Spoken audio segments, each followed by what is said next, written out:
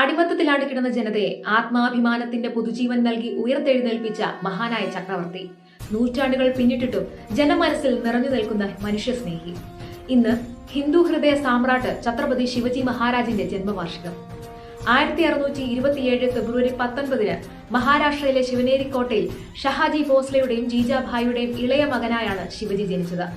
മാതാവിൽ നിന്ന് ഇതിഹാസ പുരാണ കഥകൾ കേട്ടുവളർന്ന അദ്ദേഹം ഒരു തികഞ്ഞ യോദ്ധാവും രാഷ്ട്രതന്ത്രജ്ഞനുമായാണ് വളർന്നത്.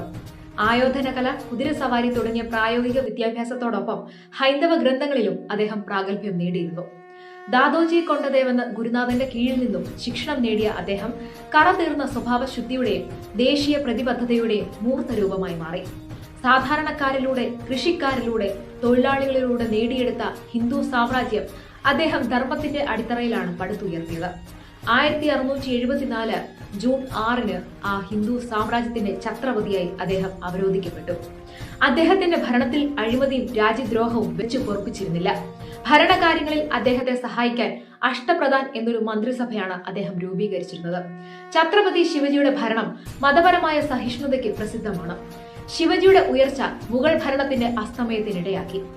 1680 ഏപ്രിൽ 3 ഛത്രപതി ശിവജി വീരമൃത്യു വരിച്ചു. സമുദ്രയുദ്ധത്തിലും തന്ത്രങ്ങളിലും അദ്ദേഹം നൽകിയ സമാനതകളില്ലാത്ത സംഭാവനകൾക്ക് ഇന്ത്യൻ നാവികസേനയുടെ പിതാവായി അദ്ദേഹത്തെ അംഗീകരിക്കുന്നു.